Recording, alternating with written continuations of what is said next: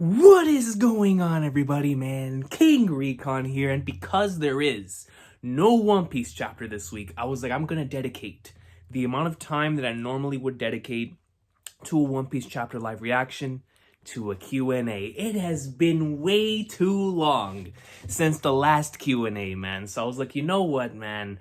I'm gonna put it out on Twitter since I've never used Twitter as a Q&A platform. I'm gonna pose the question on Discord. So I pulled questions from both Discord and Twitter. They're all up there in random orders. So I'm gonna try to get through as many questions as I possibly can in the time frame that I usually have whenever I would go to record One Piece chapter reactions on Fridays. So this could lean anywhere between 45 minutes to an hour, maybe even further than that, man. We'll see. But without further ado, let's get right into the questions. Thank you all so much for submitting so many questions, bro. I did this on short notice, so to see that so many people came out to send their questions, I truly do appreciate it, man. So let's go ahead and get started here. I have it pulled up. So the very first question comes in from the Bayern Fan TV. And the question states, how much do I have to slide you to play Xenoblade Chronicles 2 from start to finish? Listen, man, negotiations are on the table. Hit me up. Hit me up, man. The next question is coming in from Abu Zar.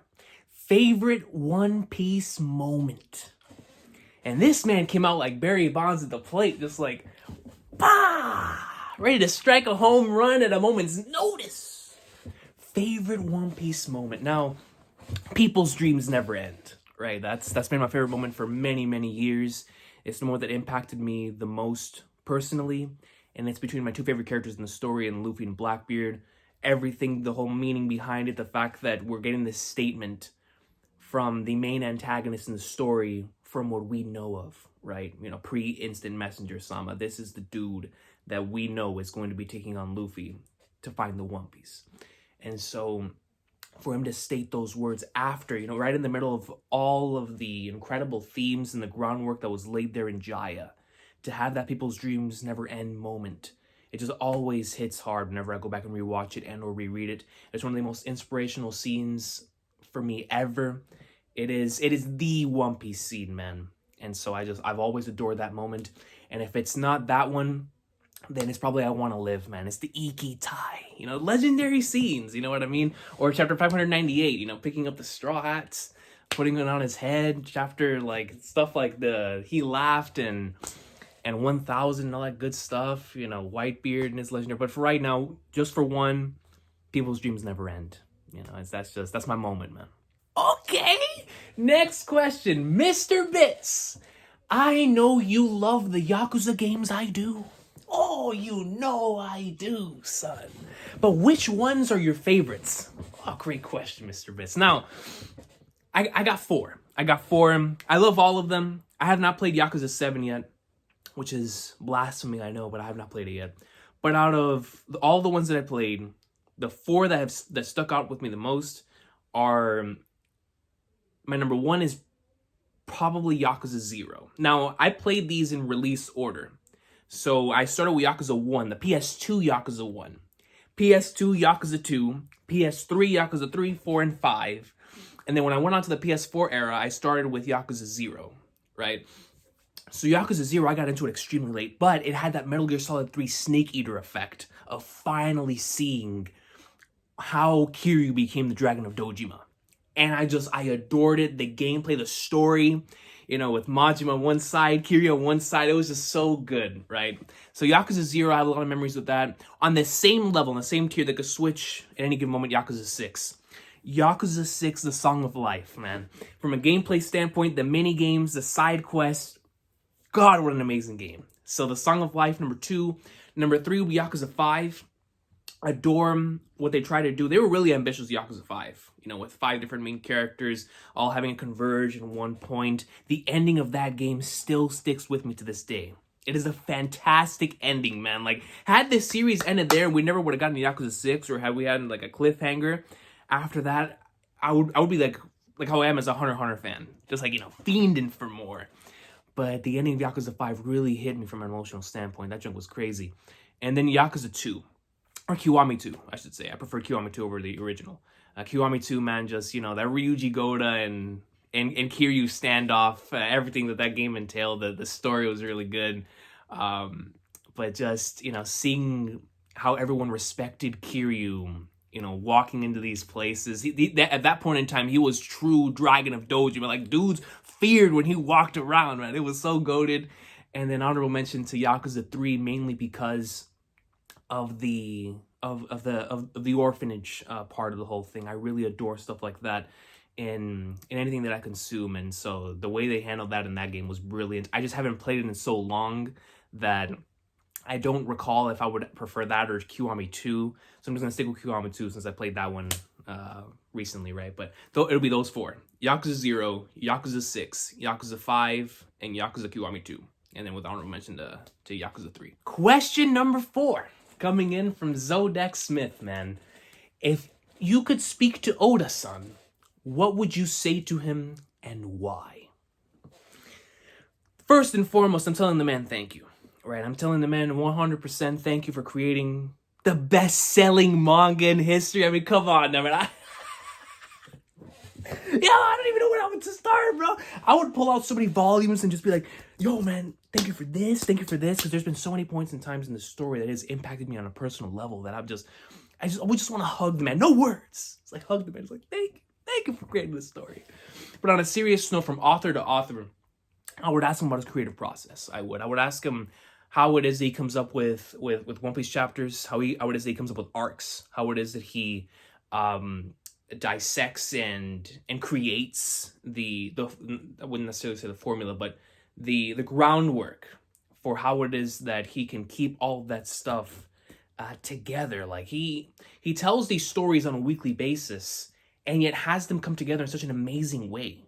Like, it's insane whenever you go back and binge it, right? But just think about it. Think about you sitting there for 60 to 100 weeks of like his long arcs with the breaks he takes. Just think back to any of the big arcs, like Alabasta, Skypiea, Water 70's Lobby, the entire Paramount War saga, Dressrosa, currently in Wano.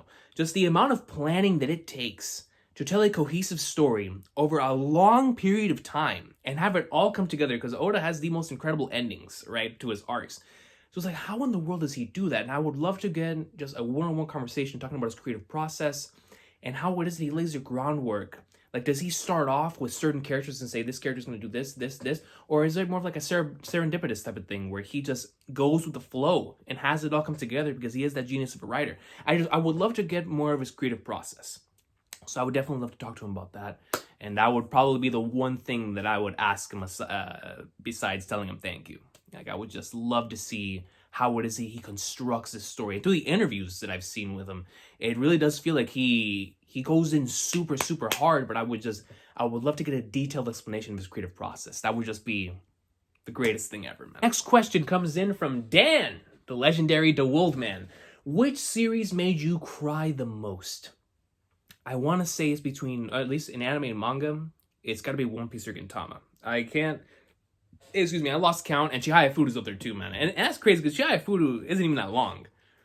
But good lord, man, the tier works. That's definitely, I think it's definitely between One Piece and Kentama, just because of the length of both series. And a lot of series made me tear up. A lot of series made me extremely emotional. But in terms of on a consistent level, One Piece and Gintama for sure. And then if you bring in like video games and whatnot, I don't think I've ever teared up in a short amount of time the amount of times I did while playing the Final Fantasy VII Remake. I mean, just in terms of nostalgia, in terms of, the perfect soundtrack placements, actually seeing these characters move and speak at certain points. I mean, just so many things, both happy, crying, sad, for whatever the case may be. That FF7 Remake hits super, super hard. And then in terms of one singular moment, the end of Cold Steel 4. Yo, the end of Cold Steel 4 had your boy just falling. That and the end of Yumineko. Goodness gracious, man. So I'd probably say those. But in terms of like from a consistent standpoint of like having lost track of how many times I have teared up over those, without question, One Piece and Gintama. Those it's because of the length, man. They're too goated. You know what I mean? Coming in at number 5, and I knew this was coming. Man. So, my good brother, Angra Shadow, right? As a desperate Fate fan, I must ask, Fate read through when? And he has the emoji there. You know, he's looking. He's looking. Like I told you before, Shadow, I think at this point, I'm honestly waiting for the semester to end. Either that, spring break is next week. So, could go in. And matter of fact, I have a question for you, right? Because I'm gonna experience Fate this year. 110%. The visual novel must be experienced this year. But I have a question for you.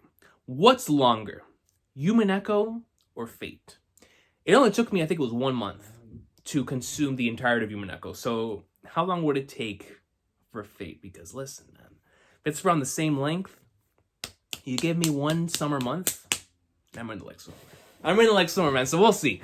But definitely, it's coming soon. It's coming soon, and then sooner rather than later, I'll be in like summer with y'all talking about the Fate greatness. At least, well, not here on YouTube, but with y'all in like the GCs and whatnot. I'm super looking forward to it, man. So yeah, just know it's coming soon. I don't know how soon, because y'all know how I am with these types of things. It'll consume me, and I'm in the middle of doing a few things, so I don't want to get too lost in it. But whenever I can, when the opportunity presents itself that I can be lost in a catch up or in a read through, I'm in like somewhere, man.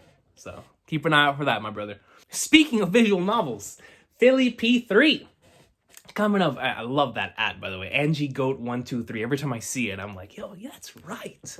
Angie greatness. But anyways, fam. Top 5 Human Echo characters. I mean, the top 2 changes pretty regularly. It's between Angie and Beatrice. Right now, I think I have Angie number 1. So it would be Angie, Beatrice, Battler, Erica, and then Natsuhi. Now, if you're asking why Erica to me is one of the greatest antagonists that I have ever seen. Like, I can't even begin to explain to y'all how much hatred I had for Erica when I first went through it. But it's like going through, it's like you hate her so much that by the time you see her again, after it's all said and done, you get super hyped. You're like, I used to hate you, but you're here now, and I love you, dang it. It's one of those things, man. Like, the writer, man, Ryu07, my boy Rikishi, right? This dude has something where he just creates the most compelling antagonists, man. He's oh, wait a minute. Oh, bro, I'm tripping hard. I'm sorry. Natsuhi and Erica, get out. I love y'all, but get out. I'm tripping hard. Number 1, Angie. Number 2, Beatrice. Number 3, Willard H. Wright. What am I doing? Willard at number 3. Battler number 4. And number 5 is the hardest one out of them all. Number 5 is going to be a 3-way tie between Lion, Erica, and Natsuhi. That'll be my top 5 Human Echo characters right there, man. So, yeah, as you can see, always rotating. I can't believe I forgot my boy, Willard H. Wright, the embodiment. This man and Rian Schwartzer from Trails and Cloud Strife. Those 3 are the embodiment of rawness in swag. I can't leave Willard out of that list, man. He's too goated. He's way too goated. The next question comes in from Gin Kenpachi, the legendary Gin. If you remove your memory of one anime, game, manga, movie, book, cartoon, wrestling event to re-experience, what would it be? Now, when it comes to these type of topics, it's always really hard because the memories of these things is usually what's really important to me, right? Being able to lean back on memories of the weekly One Piece experience, leaning back on memories of when I first experienced these incredible long journeys that I go on when it comes to these read-throughs and whatnot, wrestling events, the cartoons that I watched growing up. So it's always really hard for me, but I always like to think about the series or things that were just so insane when I first initially went through it, that the initial catch-up experience is the most memorable part, right? Not the talking about it with other people, not the engaging in some sort of interaction with others. Like, that's not the biggest memory I have. The biggest memory I have is the initial experience. And if we're going off of the initial catch-up experience, or like just the initial experience in general of like going through something, one manga that I would love to experience now in comparison to when I first experienced it, just to see how different it is because of how much it impacted me when I first read it, whenever I was in college, was 20th Century Boys. I would love to see how the me right now would react to 20th Century Boys. Just knowing how much I loved it at the time, I wonder if I first got into it with how I am now, would I still love it as much, or would I love it even more? Because that initial experience of reading 20th Century Boys in like 2 days was out of this world. It was out of this world, man. So that would be that for manga. Man, dude. Yo, it's tough because for like so many of the other ones, they are connected to just so many memories with other people, especially when it comes to stuff like wrestling and games and anime and manga. So I'd probably just say 20th Century Boys, honestly, for right now, just because that initial experience was so crazy. Actually, no, and I would probably have a movie as well. I would love to, with absolutely no memory of it, with how I am today, I would love to watch Pulp Fiction. Just with no, because of how much I love that movie, and it mainly because of when I watched the movie. I wonder how it would be now, like with all of the television production experience that I have. Like, would I watch the movie differently? Would I watch it, on the camera angles and on the storyboarding and on the writing aspect, and have that take over? Or would I still be as immersed in the movie as whenever I first watched it? You know what I mean? So it would be those two. It would be Pulp Fiction and it would be 20th Century Boys for that question. Based video comes in, who would win between Reed Schwarzer and Robert D. Lucci? Now, y'all know I love me some Lucci, man. I really do. But come on now. Come on, bro. Come on, man. That is Reed Schwarzer. That is the Ashen Chevalier, bro. Yo, the last thing Robert D. Lucci would see before it was over is this stance right here. Before he would be transported into a different dimension, a different realm, and he would be executed in an instant. That's Reed, bro. The next question comes in from Sakata P. Can you briefly talk about how you got into Gintama? How long it took you to watch it? And at what point did it become a favorite for you? What experience with it was the most memorable? Go Tama, man. Can you briefly talk about how you got into Gintama? So I got into Gintama thanks to a Bleach commercial. There was a Bleach commercial that I saw watching Bleach on BleachGet whenever that was a thing, all the way back in the day. I don't know. Does it still exist? Does stuff like BleachGet, Watch OP, the Naru Get, does any of that stuff still exist? That's how I used to watch the Big Three. Pre-Crunchyroll, that's how I used to watch the Big Three, man. So it's like, I saw a commercial on BleachGet for Gintama after one of the episodes, and I had Ichigo and Gintoki. And I was like, this looks very, very interesting. So I got into it, and when I first got into it, it was just one of those series that I would watch an episode or two a day just because I really enjoyed it, right? And same thing with like reading the manga, because I would just like go back and forth between the anime and the manga because I was really enjoying it.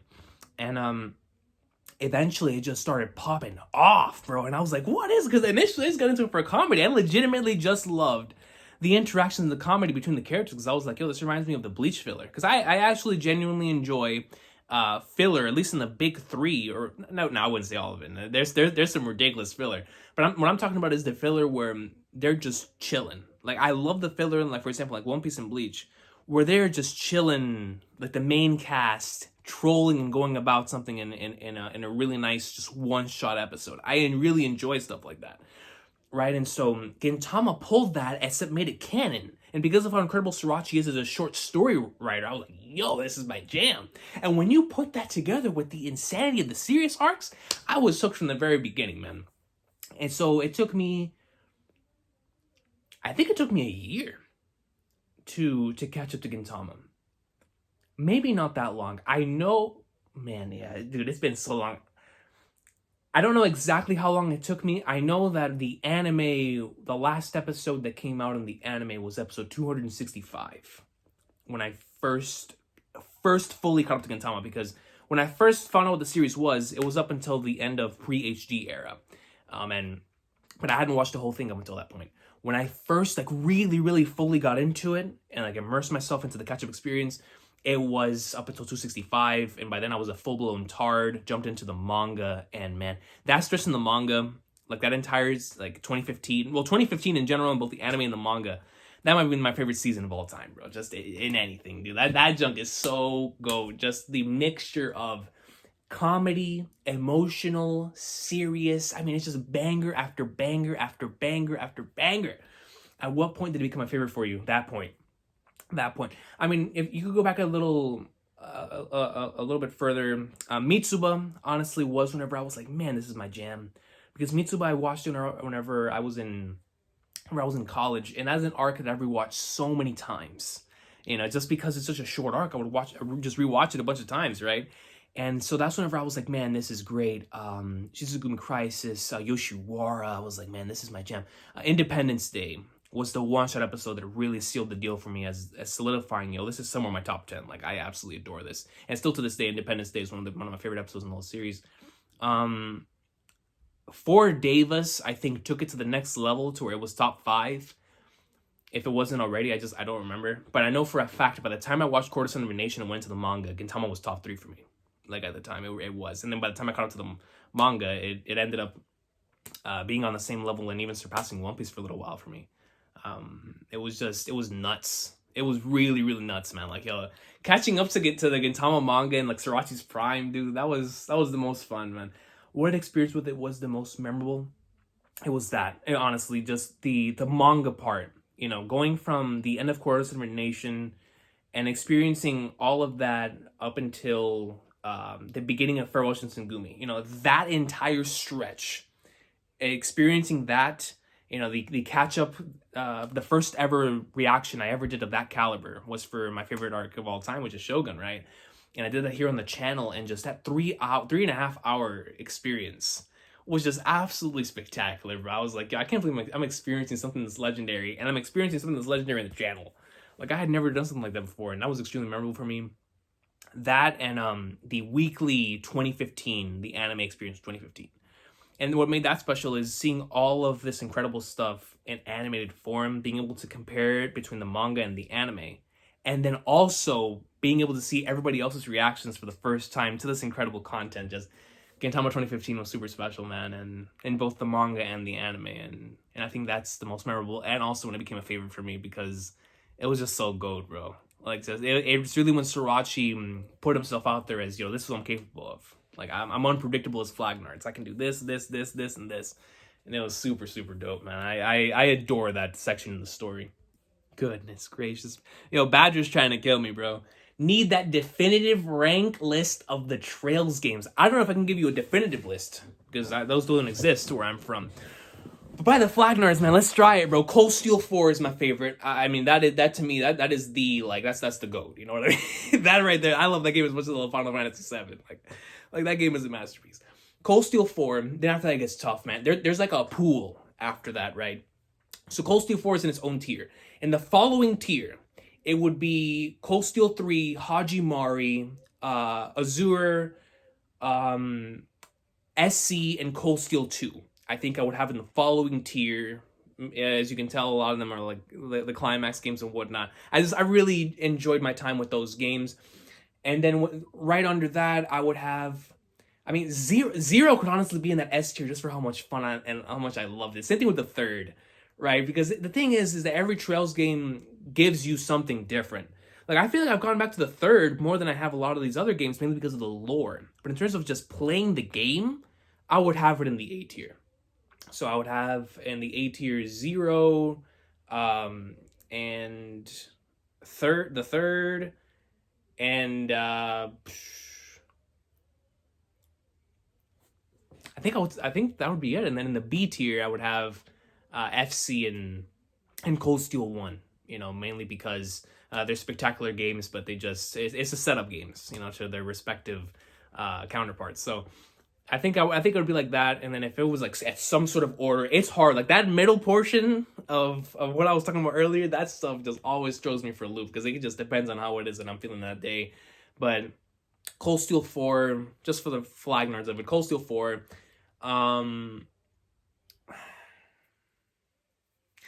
Cold Steel 4, Hajimari. See, it's tough. It's tough. Cold Steel 3. Bro, 3, the ending of 3, man, it's still goated, bro. Like, Cold Steel 4, Cold Steel 3, And then Hajimari and Azure, like it's give or take, man. It's Hajimari can also be number 2. It's just, yo, some of the character moments in that game are so good, man.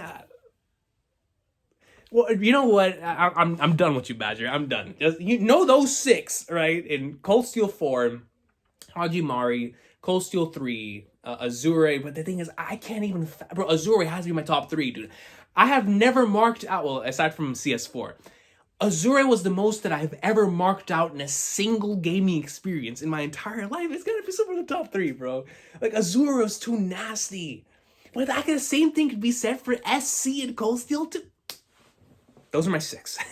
Those 6 are in my S tier. Like I said, CS4 is in its own tier. And then it's those 2. Or those 5.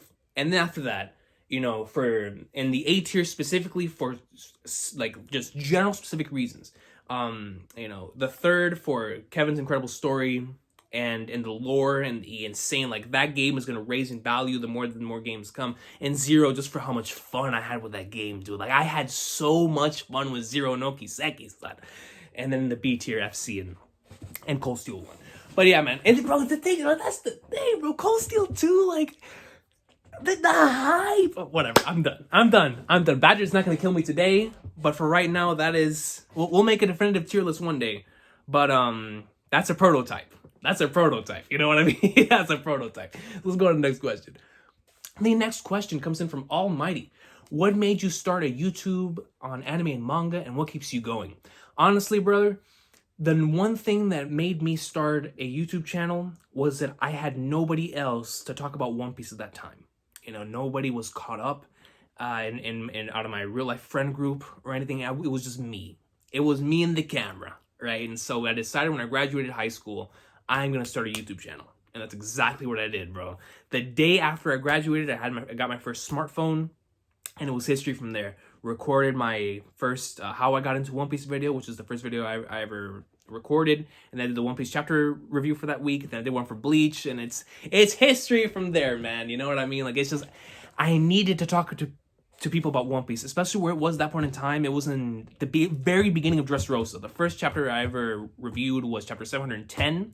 So, like, yo, at the time, it was nuts. People were showing up, you know, like Burgess, Fujitora, like, we're right in the middle of the Dofi's arc. Dofi revealed that Ace's fruit was inside of the treasure. I was like, bro, the G1 climax, as a wrestling fan, having the G1 climax take place in One Piece was so good. I was like, I gotta talk about this with someone. The beginning of Dressrosa is incredible. It is true. I mean, the entire arc's phenomenal, but the beginning, like the first 31 chapters, are truly amongst the very best of Oda's introductions to his stories. Dressrosa's beginning is nuts. It is nuts, man. And then from as far as what keeps me going, it's hard not to keep going. Because not only do I love this with all my heart, but when I see all of the other talented creators in the community, it makes me want to better myself. You know, the One Piece community has some of the most talented and incredible creators that I have ever seen. And now, granted, I've mainly been in the gaming side of things on YouTube. But out of all the communities that I've been in, there is no community more creative. There is no community more inspirational. There is no community more incredible to me than the One Piece community, both in terms of interacting with others and in terms of creators. We have some very, very talented creators in here, man. From people who do extremely analytical and informative videos, people who read off the descriptions and let you know exactly what's taking place in chapters and letting you know how that connects to other things, from people who dissect the anime and tell you like what director there is, who produced this and all that stuff, to the reactors, to everything, just the entire thing. Like, when you're in the middle of all of these incredible creators, I mean, it just makes me want to go into every single video and want to do it to the best that I possibly can in order to stay relevant, you know, with all the other competition around you. And it's incredible. Like, it really is. And that's what keeps me going, is the fact that the One Piece community is always is flourishing. And every single day it feels like there's another new creator that comes into the game that is just taking it by storm. And it's like, yo, it honestly feels like the series itself. Like, you know, for me, that I've been here for a long time, right? I've seen so many people come and go, but the people who have stayed that I've seen that came after me, I'm like, yo, these guys are incredible. Like, this new generation is nasty, you know? Like, and so And when I see them going in, it makes me want to double in twice as hard in my own work as well. And so it's hard not to keep going whenever you're in a community like this, man. Shout out to the One Piece community, bro. Next question comes in from Symphony777. What's your favorite arc of all time, and where do you rank Hunter x Hunter in your favorites? My favorite arc of all time. Actually, I think I have two. I think I have two answers for this now.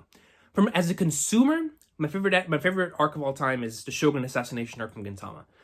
As a creator, I think my favorite arc of all time, from an anime and manga standpoint, is the Chimera Ant arc, because seeing how Togashi was able to write an arc so ambitious in that magazine, with the constraints that magazine has, to write an arc like that within the confines of the rules set in that magazine over a span of 9 years is mind-boggling to me. It is mind-boggling to me, man. It is out of this world. And then from a personal standpoint, I would also put like Skypiea in there as well, just because of how much that arc has like a very, very, very special place in my heart, man. So it'll be those two, or those three, for a favorite arc of all time. And then in terms of hype, man, dude, hey, World of Stars and Stripes. You know what I mean? That Coalition, those are all great. But it would definitely have to be Shogun Assassination as in terms of that arc just has everything I've ever wanted in an arc. It is so beautiful. And then Chimera and Skypiea, man, those are incredible. Where do you rank Hunter x Hunter in your favorites? Honestly, in anime and manga, I think it's still number 3. And sometimes it could go, higher than number 2. It's just when it's here, I love it. You know what I mean? When it's here, it's flipping Hunter x Hunter. But the thing is that Hunter x Hunter is gone for just a long period of time that I need to go back to do rewatches and whatnot to remember why it is that I love it so much and whatnot. And honestly, I don't even need to do that now. I just need to think back to legendary stuff like 135 and 51 and all those incredible episodes and the chapters and whatnot. But I think it's still number 3. I think it's still One Piece, Kentama, Hunter x Hunter. That's my Shonen Jump babies. You know what I mean? So, and Bleach, including that as well, in terms of the Shonen Jump love and whatnot. But it's kind of crazy, right? Because my favorite anime and manga list is just it's like, it's so top heavy with Shonen Jump, and then like from then on, it's just so many other manga. You know what I mean? Like, bro, Chihaya Furu at certain points in times is above even Hunter x Hunter and Gintama. Like, and my height of like Chihaya Furu love, that is like number 2, or you know what I mean? And like that's just how it is with my list. Like, the only one that's really consistent on there is One Piece, and that's because I talk about it every week and I get a reminder. But I love it so much every week. But yeah, let's go ahead and go on to the next one. Holy flag! Another Metal Gear question. God bless you. Samadul98, what is your favorite Metal Gear Solid game? Me personally is Metal Gear Solid 4, great choice. But if they remake the older ones, I could be swayed. For me, man, it's between 2 games. Metal Gear Solid 3 and Metal Gear Solid 2. Metal Gear Solid 3 is, to me, probably my favorite story that has ever come out of a video game in terms of one single story, man. It has everything that I've ever wanted out of a video game. And the fact that it takes place before the events of everything else, so like once you experience 1 and 2, and you go into 3, and you get to see how everything has been set up to where you are now, it's incredible. Big Boss is still to this day my favorite character of all time. And I'm talking about of all time, right? Big Boss is still number 1. And Solid Snake, he's been pushed down the list thanks to Recon, but that's still my top 3 right there, bro. You know what I mean? Like Big Boss and Solid Snake are still in my top 3 even after all these years. And that leads me to talk about the other game. Metal Gear Solid 2 is my number 2. You know what I mean? And Metal Gear Solid 2 is the game that to me, that game is like what, I don't even know what to compare it to, dude. It's just, when I think back to why I love this franchise so much, when I think back to the themes that are relevant in that game, that just, when you think about them now, it's like Hideo Kojima was way ahead of the game. The ending to that game, the concept of freedom and how it's explored in MGS2, bro, it's too GOAT, man. It's way too GOAT. But MGS3 is my favorite. It's still my favorite. MGS2 almost overtook it last year. But MGS3 is still my favorite. It is, most days, it's still the flipping GOAT, man. Like it's MGS3. From a gameplay standpoint, going out into the forest and going out and surviving, you can take on any boss in any way that you want. The boss battles are so much fun. The characters are the absolute just the best, man. And just, it's so goat, bro. Like, it's Metal Gear Solid. It is Metal Gear Solid 3, man. Come on now, bro. But yo, great choice with MGS4. MGS4, I feel like once I go back and replay that MGS4 is the last one that I have not replayed in years. Like, I've gone through MGS 1 through 3 multiple times in the past couple years, but I have not touched MGS4 in a very, very long time. And so I'm looking forward to going back through that one and then eventually MGS5 as well. But MGS4 still might have my favorite moment in the whole series. You know, that the ending of MGS4. Woo! Rawness and swag, man. I didn't want to talk about goatness. God, absolute greatness. But yeah, definitely it'll be MGS3 for me, man. The next question comes in from Ashutosh, Resurgent Rex. Your overall thoughts on Wataya Arata as a character and your top 5 characters in Chihaya Furu. So I love me some Arata, man. I think Arata is a very relatable individual. I feel like those three, well, actually, no, the whole cast, honestly, is relatable. Is extremely relatable. But Arata in particular, I can relate to certain aspects of his character, especially when it comes to how it is that he fell out of the game and then eventually came back into the game, because it's exactly what I went through with Call of Duty, right? And because that literally, like, exactly what took place there. I mean, except it wasn't the love of my life that put me back into it, but it was, just going back into it and having to find my rhythm again and whatnot. Well, that's exactly how it was, right? And so I've because of that, I found a really good thing with Arata there. He's probably, so let's go ahead and look through my favorite characters, right? So Chihaya is number 1 by far. Then it's Shinobu, then Taichi, then Arata, and then number 5. Man, there's so many good ones. Oh, flag darts.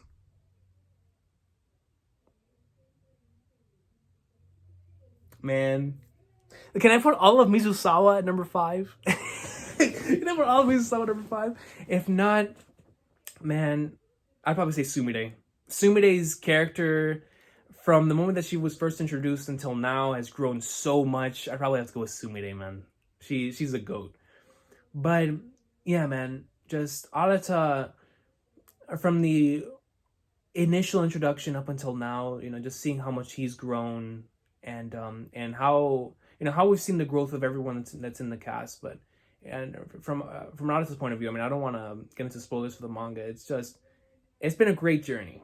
It's been a great journey, great experience, and he's a marvelous character. And I love seeing the two sides of extreme passion towards something, the naturally talented but still works very hard at it in Arata, right? And then seeing it from the other side with Chihaya and what have you. But it's the way that he's written and the way that his character arc has been executed has been just top notch, man. So Arata's awesome. But I think those are my top 5 favorite characters in Chihaya Furu. Next question comes in from Vex. What's your favorite superheroes in DC and Marvel? Oh man, the Bat. You know what I mean? You gotta give it to the Bat. Bruce. Then after that, I gotta go with the Flash, and then I gotta go with. I love me the Teen Titans. Yeah, I really do. I love every single one of them. And then to round out maybe just one more on the Marvel side. Because the thing is, right, most of my favorite comic book characters are all villains. Like Doctor Doom, one of my favorite characters ever. That's Victor Von Doom, you know what I mean? Like, I love me some Doctor Doom. I love me the Joker. So, what's his face? Deathstroke and whatnot, like, flipping, just legends. Reverse Flash. So it's like, most of them, when I think of them, are villains. But in terms of just my favorite heroes, on Marvel's side, Spider-Man, ever since I was a kid, that was just the dude. I remember one of my first theater experiences of going into a movie theater was going to watch Spider-Man. Because it was just, come on now, bro. It's Spider-Man. So, on Marvel's side, I'd definitely have to say Spider-Man. I love me some Cap, too, man. Captain America is fantastic. I have so many comics from Captain America back here, actually. Hey, I gotta go with Cap, man. Gotta go Cap, too. So yeah, I'd rather go with that on that side. Deadpool is a lot of fun. You know, the Sakata Gintoki of Marvel, or I should say Sakata Gintoki is Deadpool of Shonen Jump or whatever, right? But it's those probably my favorite on the Marvel side and DC. Just my childhood favorites, bro. I can't go against Bruce, bro. Like, you know, Batman, Flash, and honestly, it would have to just be those two, like single handedly, bar none, my favorites on the DC side, just because I've spent so much of my life consuming Batman and Flash. Like, if you guys were to look at my actual full collection back here, I have so many Flash and Batman comics. Like, it's not even funny, man. It's not even funny, dude. So yeah, I'd probably have to go with those for sure. The next one comes in from Visor: Krollo or Hisoka? Krollo. Both in strength and as a character. That's my boy, dog. You know, Hisoka may be Bill. But that's Krollo. That's Krollo, man. Boise Bird coming in clutch. Since you're the coach, what members would you recruit for your squad? I'm going to assume that you mean from a One Piece standpoint. I mean, bro, if I'm the coach and I'm trying to win games, I'm going with the obvious ones. Are you kidding me? I'm picking up the Yonko and the Shichibukai, and that's game. That is game. Are you what? With my party leader being Luffy, then as the one in command of the entire thing, I'd have Shanks. Then I would have, you know, the other Yonko right there ready to go for like somewhere at any given point. And then the Shichibukai to follow them up as well. But individuals like Mihawk, individuals like Hancock. Yo, we're catching dubs and I don't care who in the world is coming up against us. Are you kidding me? Just having Shanks in our team is giving us the advantage. But you get it. We're in like summer, baby. Next one comes in from Zara. What are some series you're thinking of getting into this year? Fate, for sure. In terms of just like in general, 100%, I'm going to be diving into Fate. I really want to check out the Yeast series for video games, just because I need some more Falcom in my life. But I really want to check out the Yeast games. That's going to be somewhere in there this year. I really, really, really want to experience Persona 4. And I feel like it's well overdue. And I need to sit down and actually play that at some given point this year. I feel like I finally need to fully experience Mr. Robot. I feel like that's also well overdue. I watched season 1 so long ago. I need to end up finishing that, the television show. And then in terms of anime and manga, I need to watch and or read Kono Oto Tomare, which you have been recommending me. And then it's just so. And then Hoseki no Kuni. Hoseki no Kuni, I also want to get into this year, regardless of whether it's the manga or the anime. So I'll probably say those. Probably say those for this year. And then anything else is just going to be, you know, serendipitous at the moment. Schwarzer101 comes in. Are you excited for the new battle system for Kuro no Kiseki? And what did you think about it? Dude, it looks fantastic. I love it because it reminds me of the FF7 remake. It reminds me of the FF7 remake and like, yo, you're going to be able to switch between the new combat system that they have in the store, which looks so much fun, or the old turn-based style. And so to be able to balance however it is that I want to play, you know, being able to test the waters with both of them, being able to switch characters whenever I please. It just reminds me of the remake. And anything that reminds me of the F7 remake, when you take the F7 remake and you combine it with Trails, oh, I mean, it is going to be S tier automatically. You know what I mean? So yeah, super excited, man. This question comes in from Maddie's Agenda. As a sports fan, have you played any yourself? If so, which? If not, which are your favorites to watch? My favorites to watch, basketball and football. I can sit here and watch a game of football, and I'm talking about American football, for hours. I just love the strategy aspect of football. I really do. When it comes to basketball, it's basketball. That's the thing I've been watching since I came out the womb. You know what I mean? Like, yo, that's basketball. And then when it comes to playing it, I love playing basketball, bro. Like, even though now well, actually, have you played it yourself? Like, I'm talking about like actually playing. Like, the only one that I've actually really played in terms of like as a team was baseball whenever I was younger. But I've played every single sport there is. Except for hockey, I don't think I've ever attempted. I mean, I think I did like some sort of like play hockey or whatever.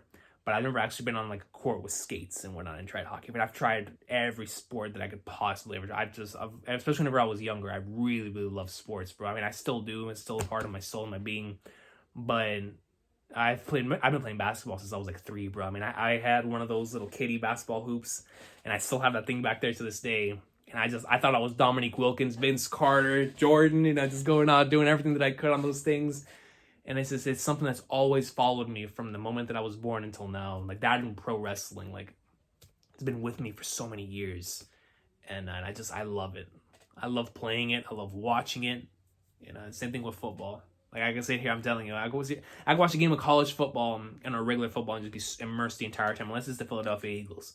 Because I just get so mad watching them play. Like I don't get mad, bro. Like I usually I'm a pretty chill individual.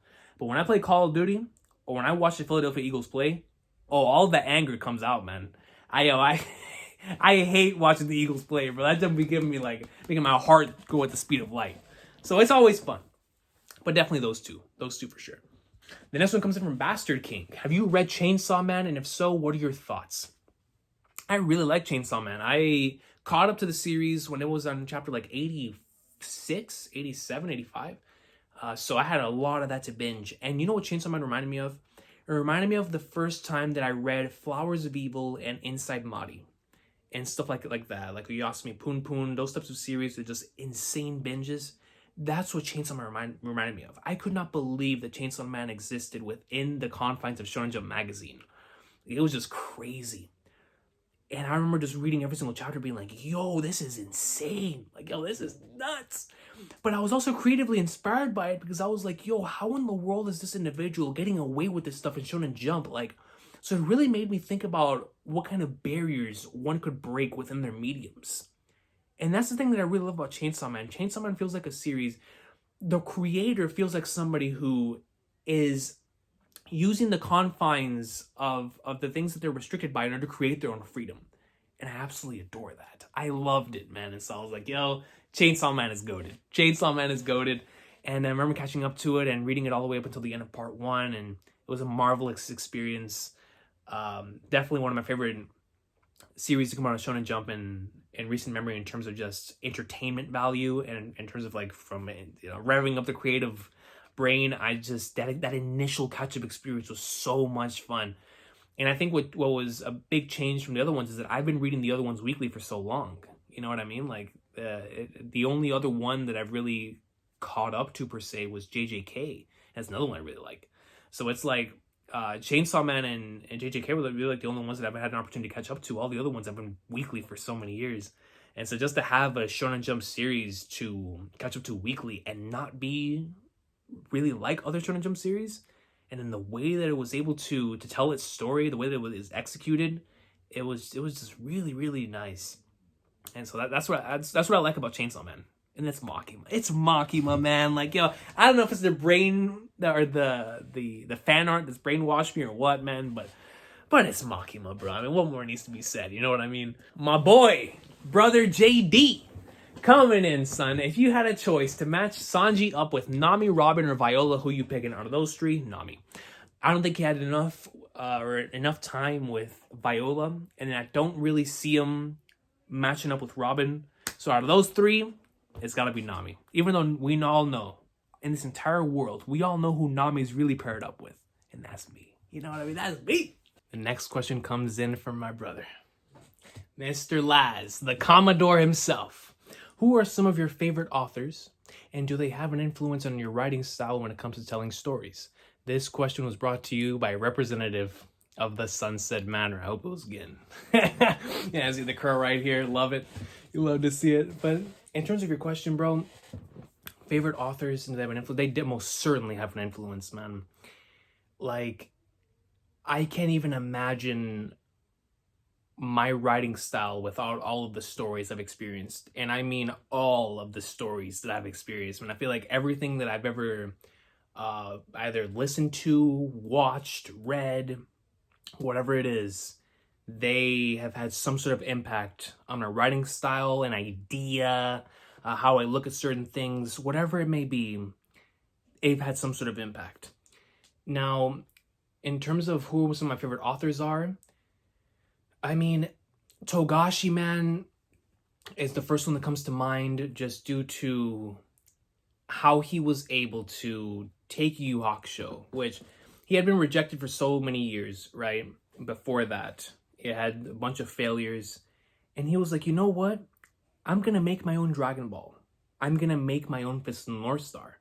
But I'm going to do it in my own way. And so he created Yu Yu Hakusho. And he made it in this fighting-esque type of series. But the way in which he did it made it stand out amongst its peers by not only making it a supernatural story, but also doing the little bits and things that he was experimenting with in Yu Yu Hakusho that he would later become the master at in Hunter x Hunter. And that is in what I like to call the crossword puzzle and how he would immerse his audience. And I adore that so much, man. The little small stuff from, going back and rewatching the Dark Tournament or rewatching Chapter Black or even the beginning of the series. And almost every single instance, whenever they get into a fight, it's mainly about how are they going to win and how are they going to survive. Because such a scenario is presented to where you're like, what are they going to do now? And immediately in your mind, you're trying to come up with the answer before the characters do. And that's something that he started in Yu Yu Hakusho and then later perfected in Hunter x Hunter. Now, in Hunter x Hunter's case, it's that, and then it's how he was able to do that within his characters. A quick example would be like Poof, Crollo. These characters that are mysteries in of themselves that make you want to solve exactly who they are. And because you don't know exactly how they are, their movements are always extremely fascinating. And you're always trying to solve it in your head. What is he going to do next? Right now in the current arc, we're like, what in the world is Terrace Sandwich going to do? Because he's one of those types of characters. But in Hunter x Hunter in particular, which is the one that has inspired me the most out of Togashi's works, it's just how ambitious he has been in this story.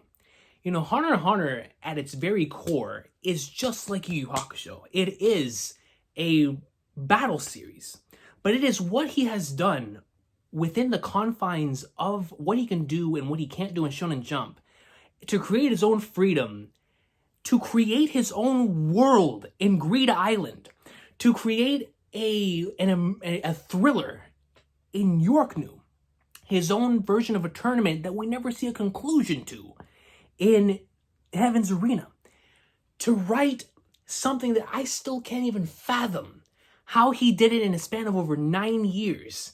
And I mean, the Chimera Ant arc, bro. Just with the characters, the way that he was able to, it looked like he brought every single thing that he had ever learned throughout his entire course of writing stories and just brought it to the forefront here. He was like, this is going to be my time. This is my time. And so to see that ambition, to write the chairman election arc, which an arc like that should not exist in Shonen Jump, and yet he made it, and made it extremely memorable. And so it's that type of stuff that really makes me a fan of Togashi. It's that he takes certain things and makes it work within the confines of the magazine he's working in. Like these concepts and these ideas that you'd normally be like, that's not going to be in Shonen Jump. He does it, and he does it in a way to where it works within his own world. Like the way he's able to create his own freedom. Like that is just so dope to me. And that's why I love Togashi so much, because that's the type of stuff that I would love to do as well.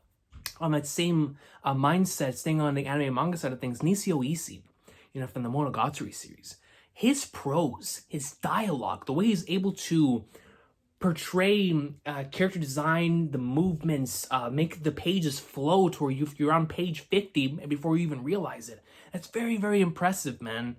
And like the way the Shaft was able to animate that is impressive in and of itself. We're talking about just his books. I sit down and read some of these things, and I'm like, man, I can, even if I didn't have the anime to go off of, I would be able to visualize everything so perfectly. And it's his prose, man. It really is. Listen, out of all the stuff I've read, Nisio Isin's up at the very top. He's in the S tier. He's in the S tier of prose. The dude can write, man. And his flow is out of this world, man. I have been trying to study flow the past couple of years, which is why I've been listening to music and albums just to see why it is that the artist decided to keep, start off with this and end with this. Why is it that this song connects to this song? Why doesn't it work when it connects this song to this song? And stuff like that. Like, flow is very important when it comes to writing. and I'm talking writing in terms of drama, movies, books, music, whatever the case may be, flow is extremely important. And so this man has mastered it. Like Nisio Isin, if he hasn't mastered it, then by God, he's up there. You know what I mean? Like it's incredible the way he's able to make the pages flow so well and so naturally, man. And I know it takes a lot of hard work in order to do so. I would love to just sit down with a dude and talk to him about it. But that's what impresses me the most about him. Oda, in terms of taking one story and doing everything that you can within that story. I think the one thing that inspires me most from Oda's standpoint is his work ethic. His work ethic is so inspirational, bro. And I know every mangaka works hard, but the legends of Oda's work ethic is out of this world, bro. Like, I adore listening to stories about his work ethic. And then, of course, One Piece is the story that has impacted me the most, both from a writing standpoint and in my own personal life. But now going into the realm of books and whatnot, Robert Jordan, the creator of the Wheel of Time series, a series that I've yet to complete. But the thing is with Robert Jordan is that he started his journey in a time period where if there were long series, they were long series with multiple little books. And by little books, I'm talking 100, 200 pages. And those are considered, medium-sized or long books, depending on who you are.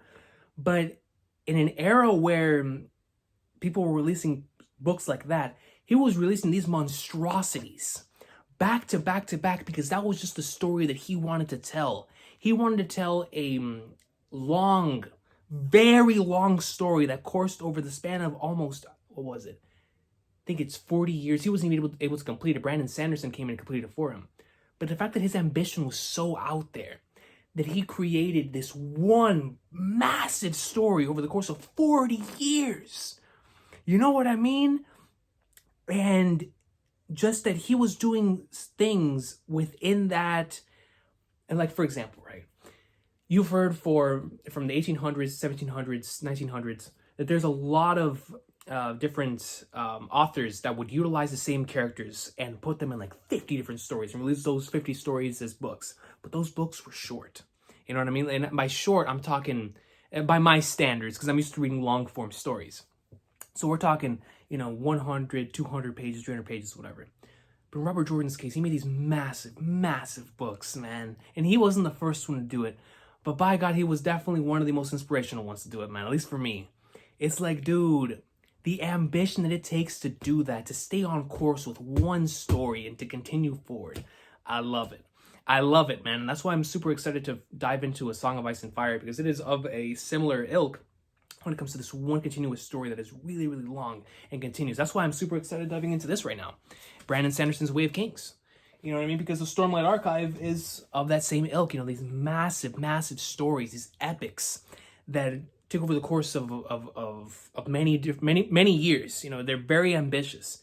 And I have not read enough of that within the epic fantasy genre in order to call out a lot of different authors. But what I can tell you is, at least for me, the one who was inspired me the most in terms of ambition and the way the story is told, it's got to be Robert Jordan, man. It's got to be Robert Jordan, dude. Yo, the Wheel of Time, son. I can't wait to go back and finish that, man. It is definitely one of the most iconic epic fantasy stories of our generation, at least. Just out of this world, man. And then, like I was saying earlier, even though they aren't classified as authors per se, but my favorite creators from my favorite video games and musicians, because all of that leads into the writing process. All of that, man. So I got to give a shout out to all of the music that I've listened to and all the video games I've played, because every single one of those things it leads towards inspiration in some way, shape, or form into the craft. The next question comes in from Ragi, my boy Ragi, Araragi Senpai. Have you ever considered quitting at any point since you start doing content? We always see you happy to dish out videos, but we all have some moments when we question ourselves about what we do, and I'd be curious to know about that, dude. You have no idea, man. Like, first of all, thank you for asking something like this, because I feel like I would never really talk about like something like this if it wasn't asked in this type of situation. So there are definitely multiple moments where I have considered quitting. Most notably the 2016 long break that I took, which I wish I didn't have to, just because I really wanted to to do those last few episodes of Kentama 2015, but I could not, man. It was too overwhelming at the time. And then the most recent one, and the one that legit was the closest I've ever been to quitting YouTube, was when I was covering One Piece on like Mondays and Tuesdays rather than on Fridays. That was a time, man, when, especially in the middle of everything that was going on, I really needed the weekly One Piece experience, and I was not getting it. I was not getting it. And what makes YouTube so much for me is whenever I get to interact with other people, whether it be in the comment section or on other people's channels or at Twitter, whatever the case may be, just a community. Interacting with the community is what makes this so much fun for me. And I didn't have that while I was covering this series on Mondays and Tuesdays. And I honestly did almost quit, bro. It just was not fun for me anymore. That's why it only lasted like, 4 months, 5 months?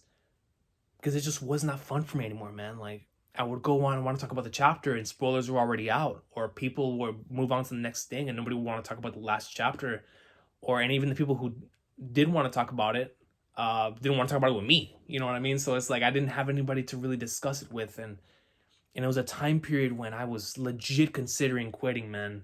And it's crazy because, you always talk about money being happiness. I was making more money at that point in time.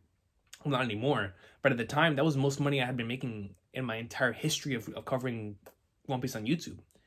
And yet money was not bringing the happiness, not at all, man.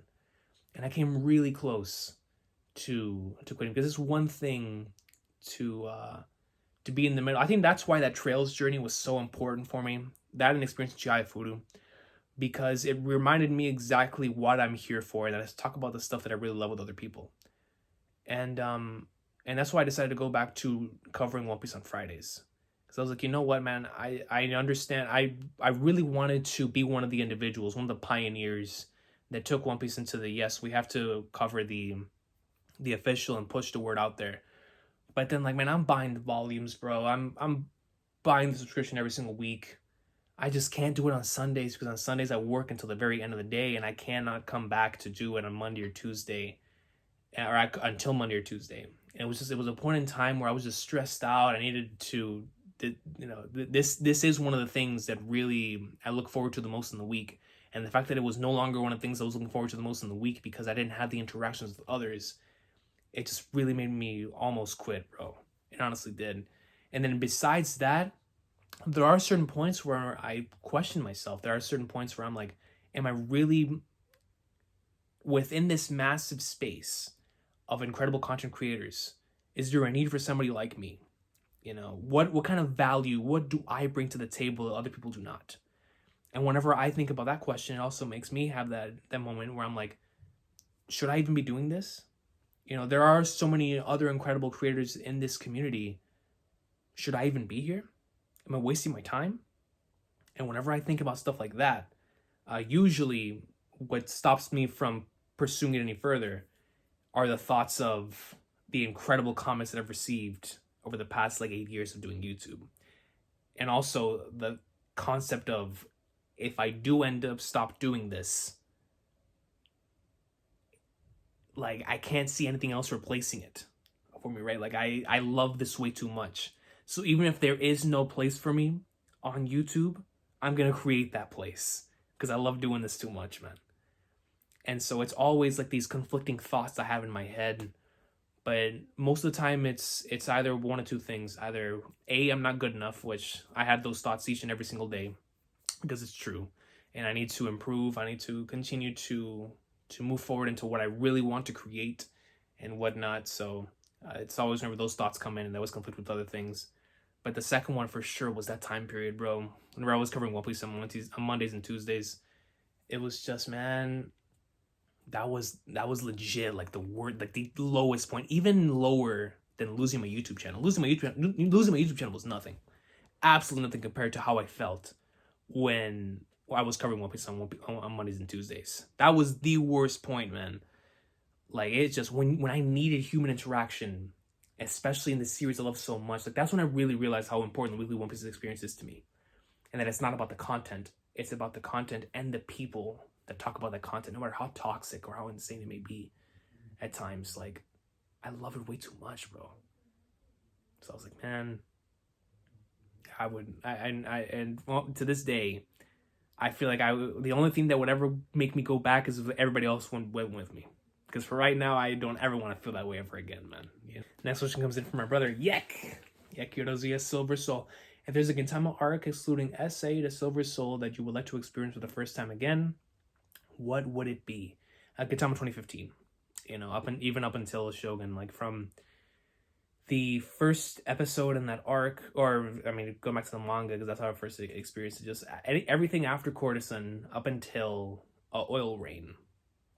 Anything in between that, I guarantee you, at any given point in my life, I will love that stretch of chapters. It is just, that is some of my favorite stuff ever.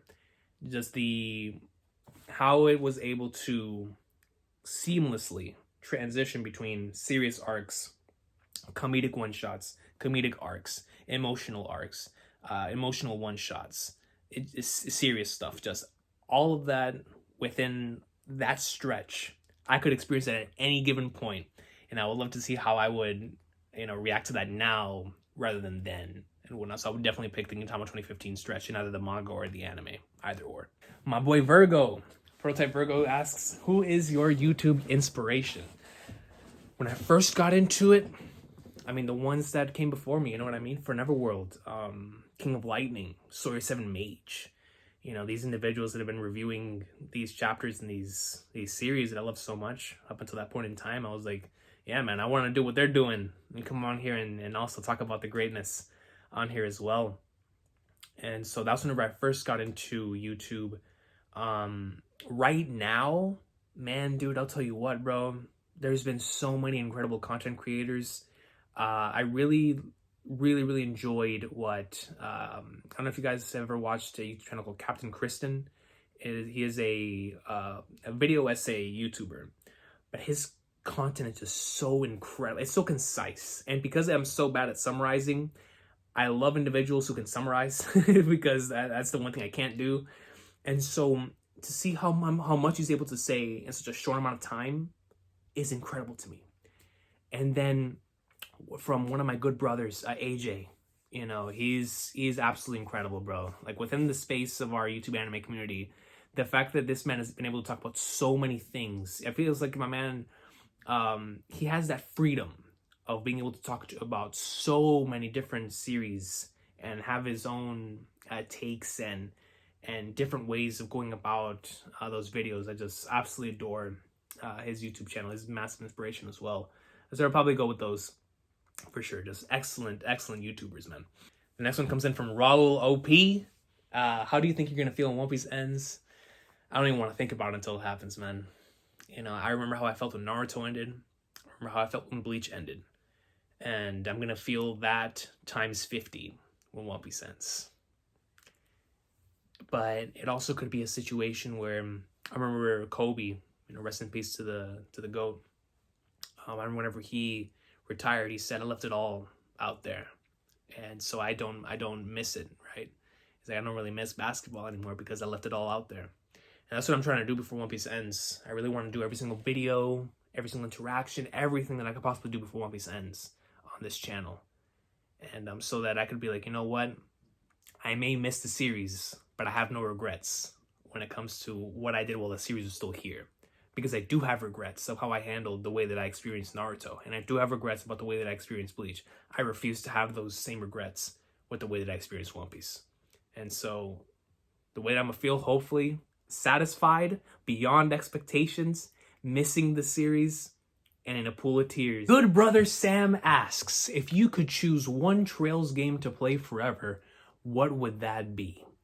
Yeah, another way of asking your favorite Trails game. Now, if it's my favorite Trails game, it's Cold Steel 4. You know what I mean? Like that Cold Steel 4, I can't wait for you to play it, bro. You gotta play it, man.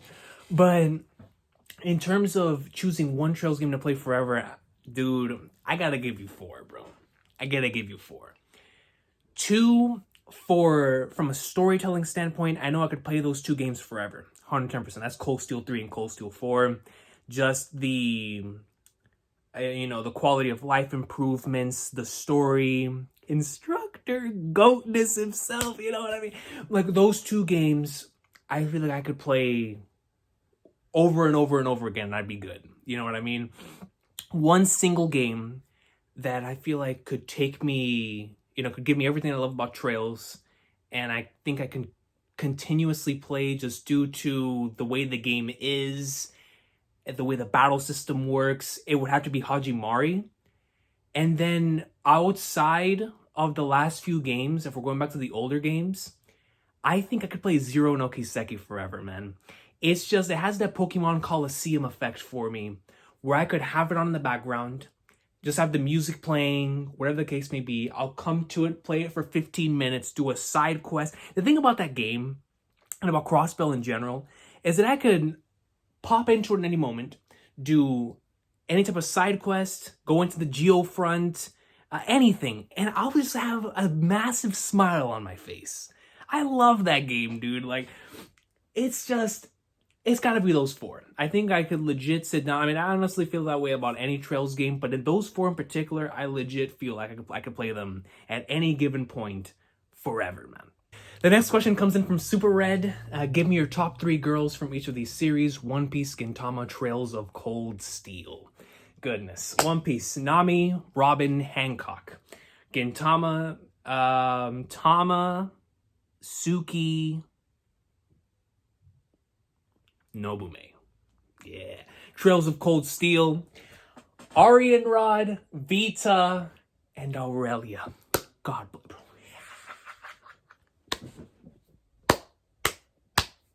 Yo, Trails is on a different level, man. It's on a different level, bro. Next question comes in from Hazy. Hey, brother, hope you don't mind me asking my question here in hopes it doesn't get lost amongst all the other questions.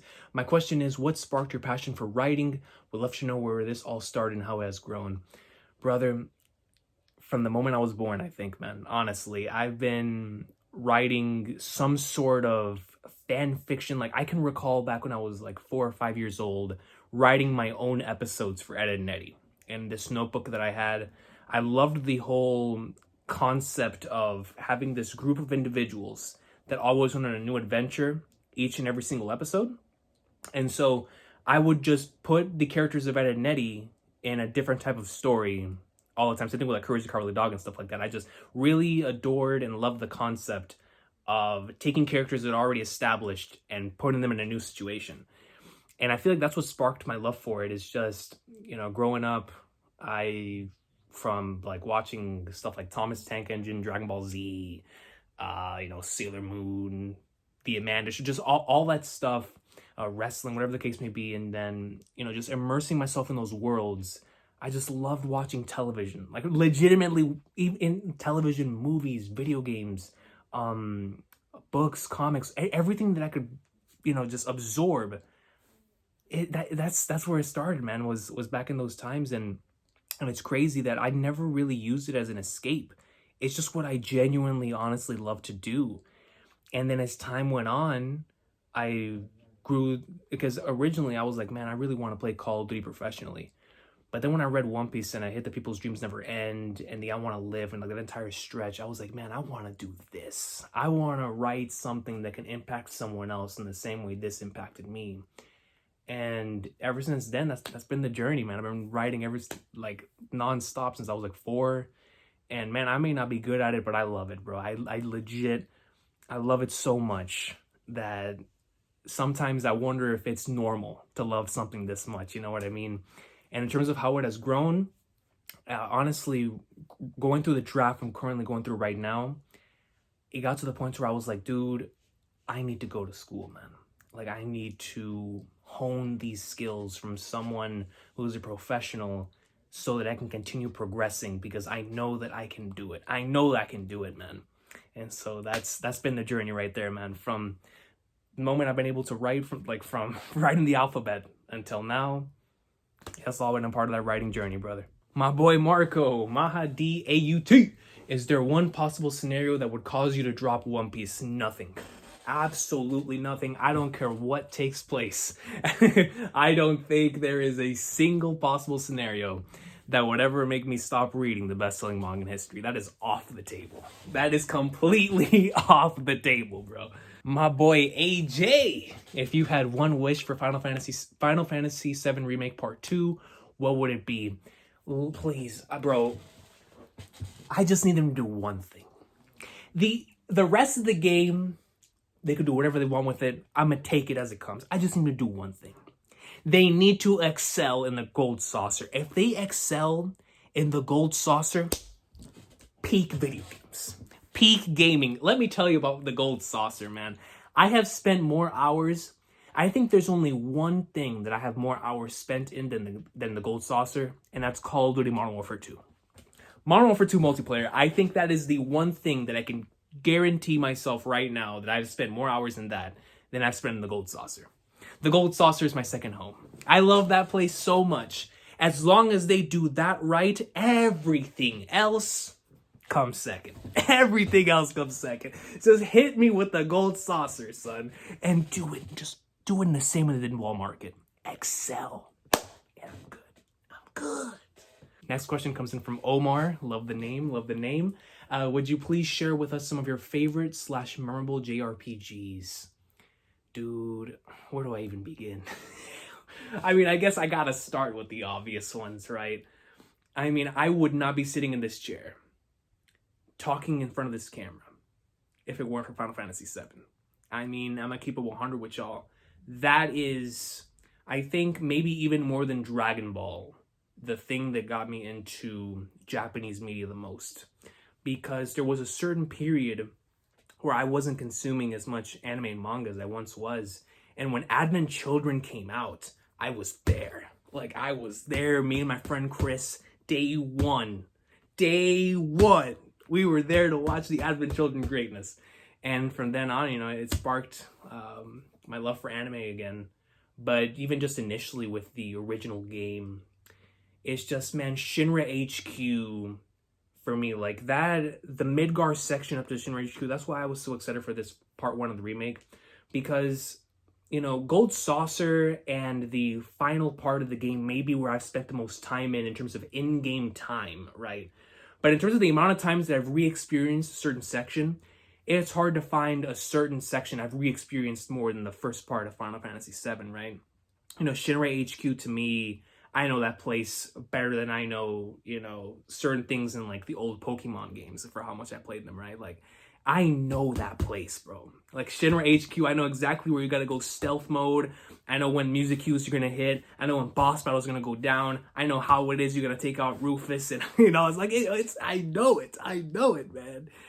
And just the soundtracks, the game, and falling down and meeting Aerith, it's just.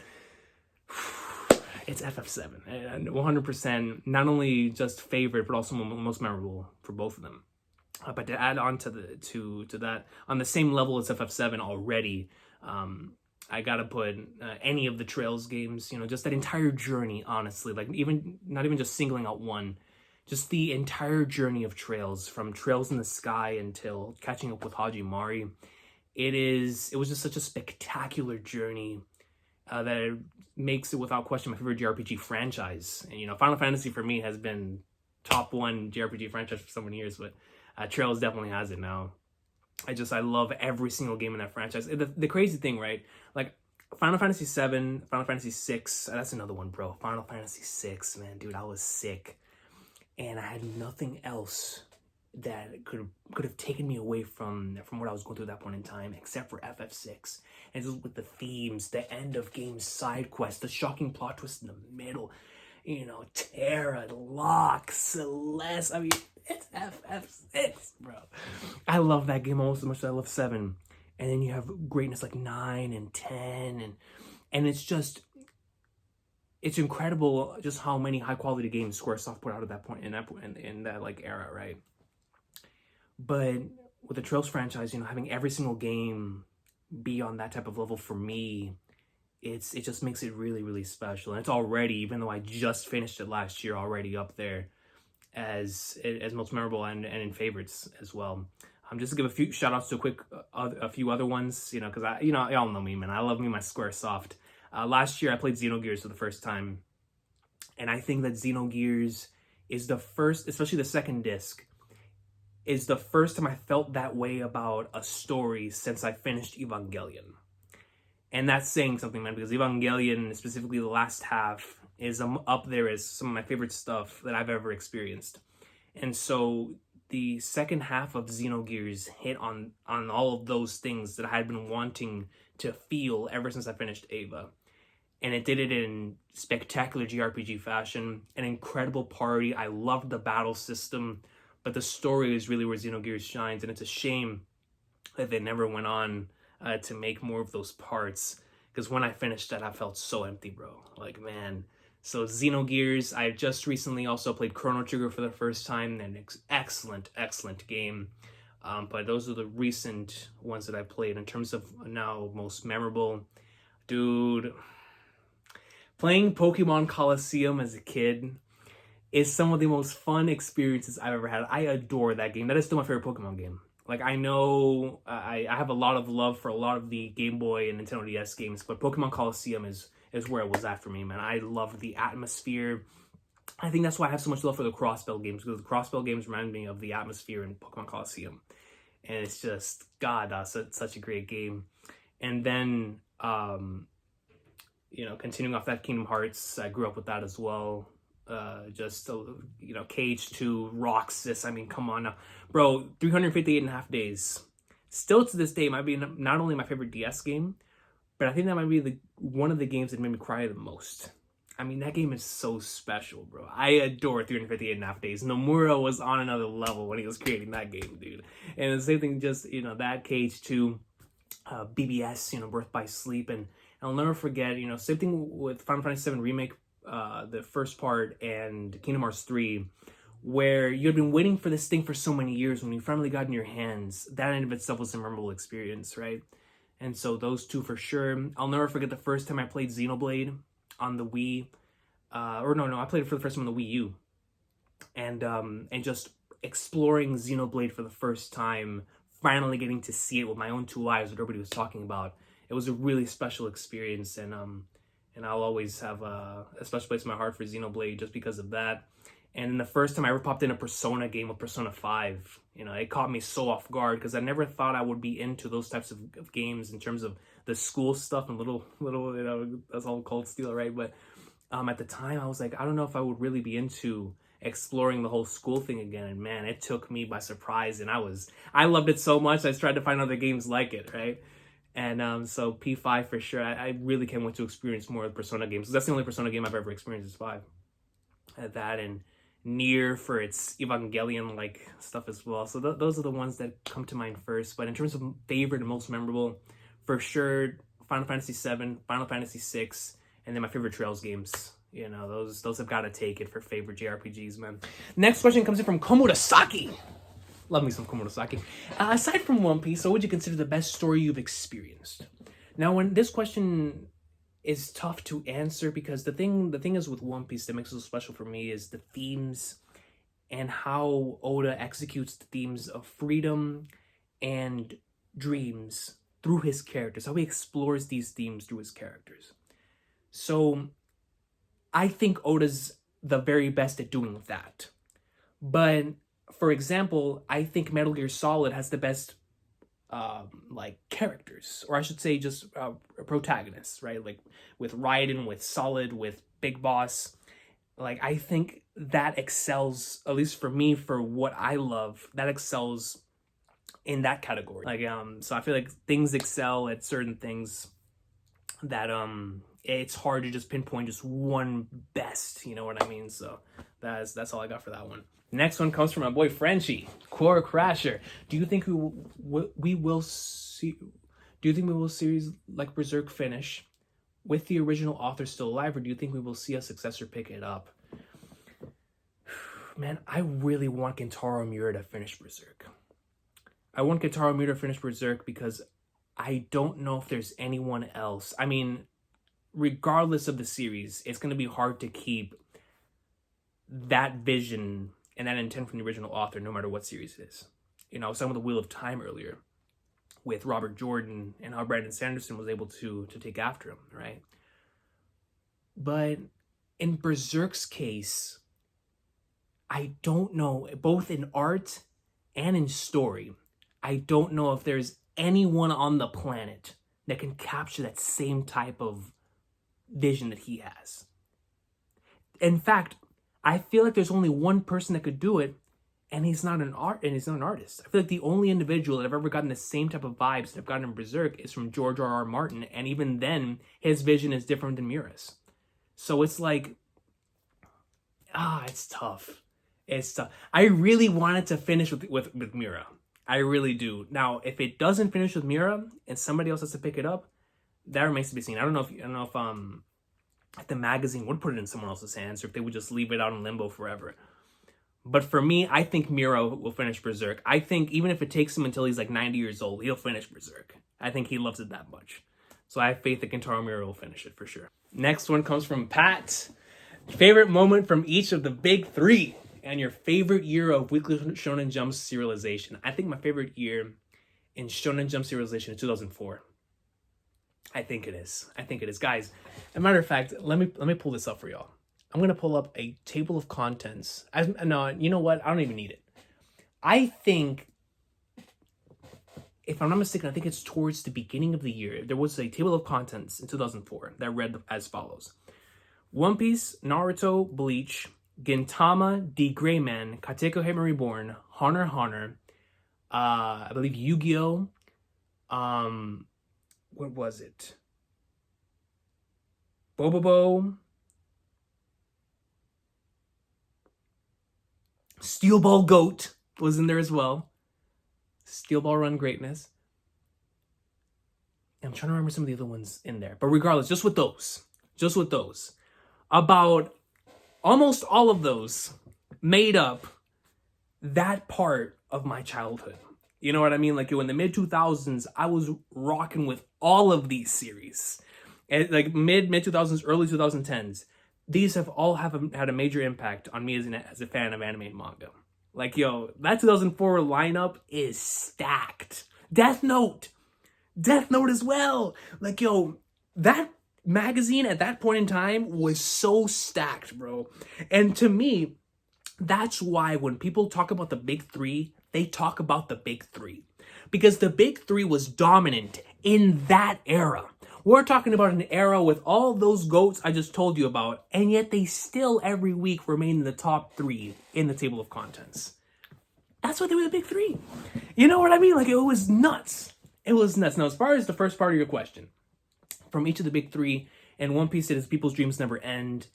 In Bleach, I honestly, bro, for the longest, it was Ichigo's first Bankai transformation. But I think now it's transitioning towards chapter 511 and 12. Like, those two chapters in the 1,000 Year Blood War, bro, protect Soul Society, Ichigo Kurosage, yo, it's legendary, right? So I think I'm leaning more towards that now. It's too goated. It's way too goat. But it's like that first Bankai transformation is so special, man. I mean, yo, but it's between those two. And man, but that's the thing, bro. Like, Fuck Mundo's my favorite arc in Bleach. It's like, whatever. Then in terms of Naruto, it would have to be the final moments with Minato and Kushina in the flashback. And the Minato Kushina flashback in Naruto, that stuff is some of the hardest hitting emotional dialogue in this entire anime and manga thing, man. That never fails to hit. I don't care if it's a Storm video game, the anime, the manga, it always brings a tear to my eye. I adore volume 53 of Naruto, man. And if it's not that, it's when Naruto arrives in Sage mode against Pain. That joke is pure hype, son. Pure hype. So it's like, it's between those. Oh, man. See, there's so many. The thing with the big three for me, I'd have to make like a top 5 for all three because they have so many incredible moments that are just popping in my head right now, man. Like, yo, the truth of the Uchiha clan, and then in One Piece, I can make a top 25 right now, bro. Like, you know what I mean? In Bleach. So, yeah, I'd probably stick with those. With those for being my favorite ones out of each. So many good ones, though.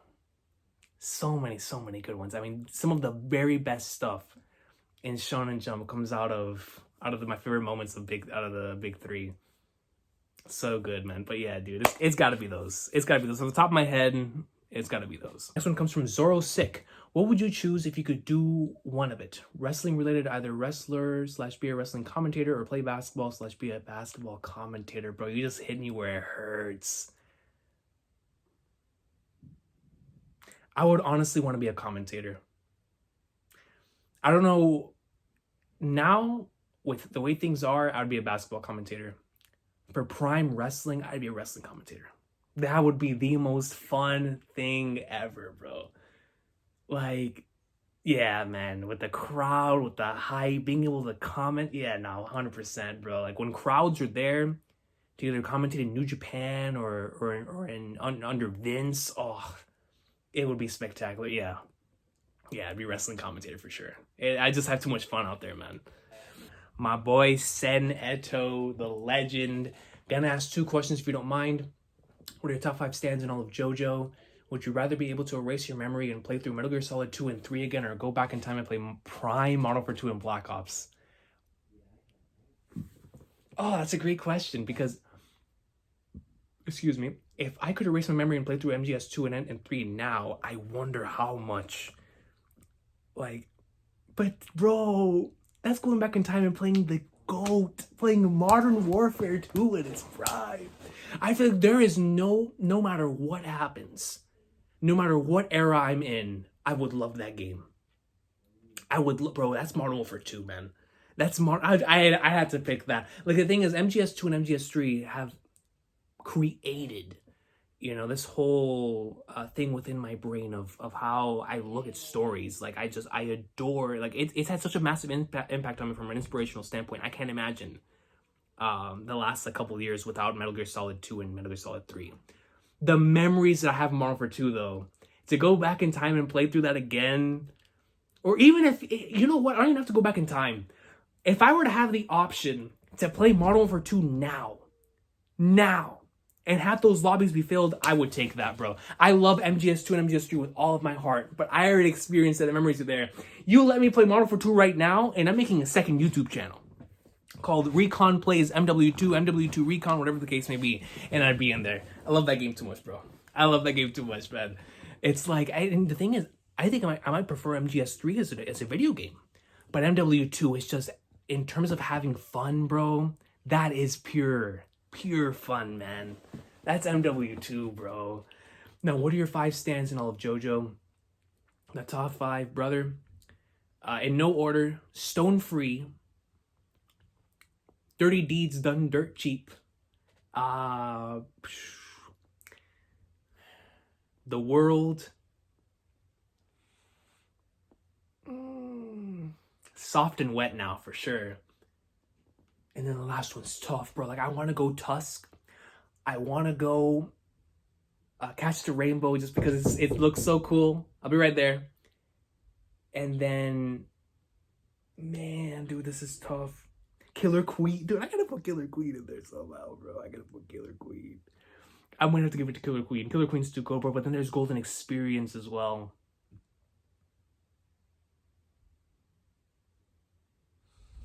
Man, yeah, no, The World is my favorite for sure, still. For sure. And after Stone Free, Soft and Wet. Man, dude, all of those I just said, that makes up the top 5. That makes up the top 5. Yeah, that's hard. That's hard as black darts, bro. The next question comes in from Hollows. Did you truly enjoy the 1,000 Year Blood War arc? If not, what do you think were the flaws of it, apart from the rushed pacing towards the end?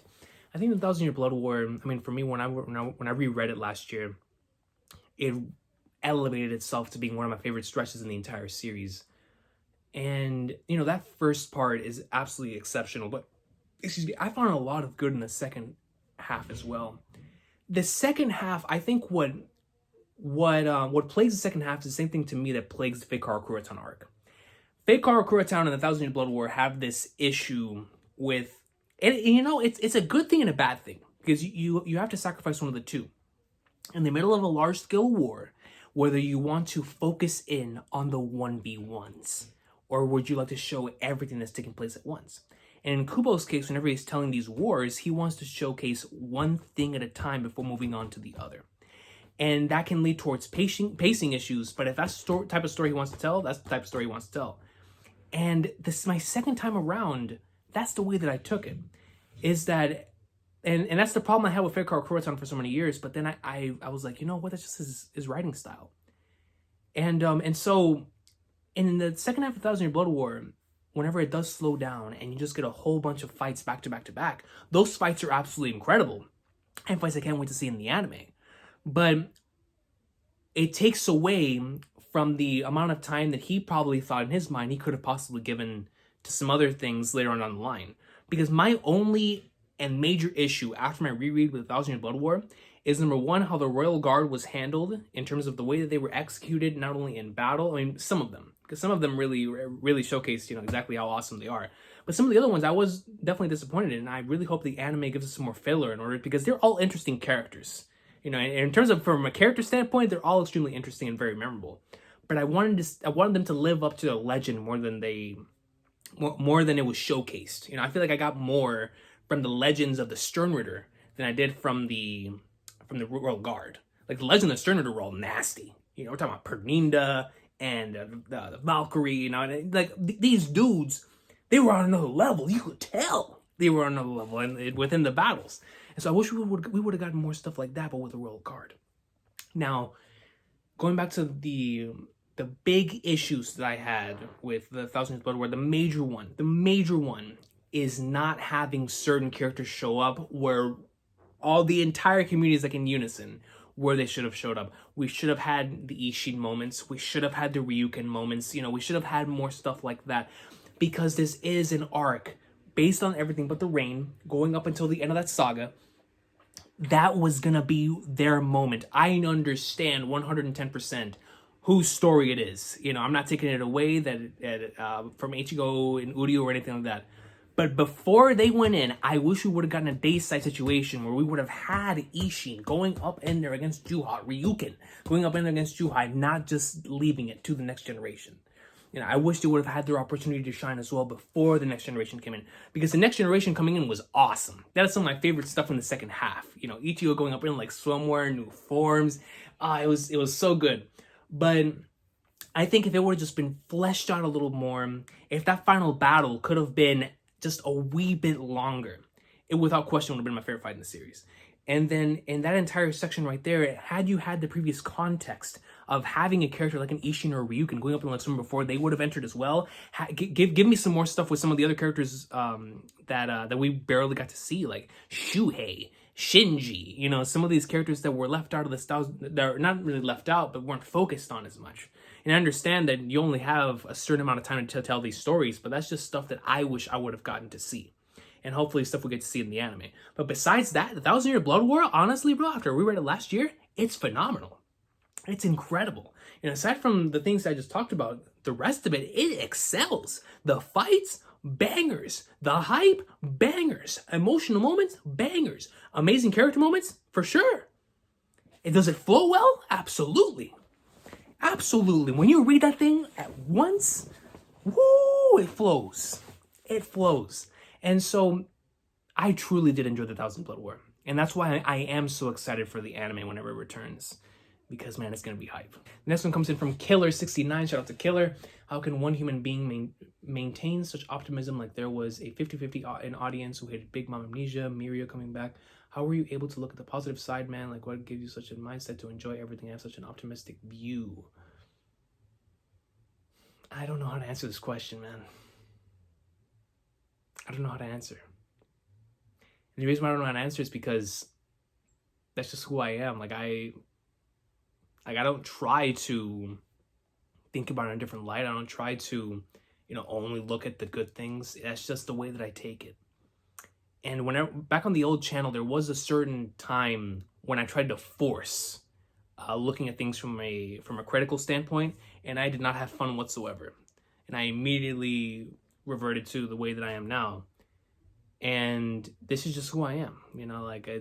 I don't know if it is because of the whole writing thing and because I have so much respect for a lot of these authors and the fact that they're able to do this, especially mangaka, man. Mangaka have to tell stories on a weekly basis. They don't have all this preparation time. They don't have revision time.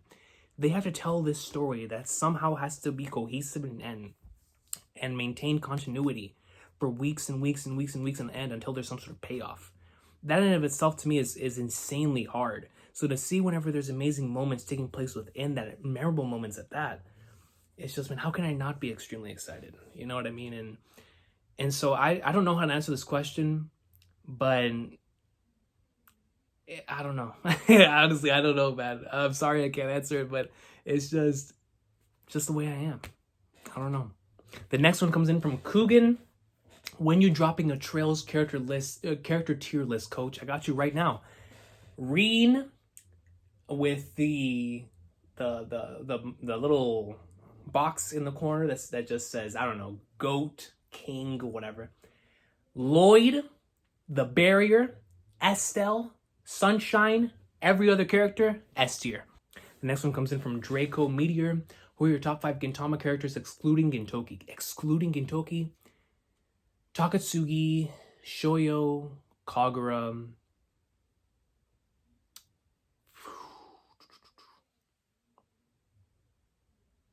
Hasegawa and Zenzo. But I gotta have somebody from the Shinsengumi in there, man. I love them too much.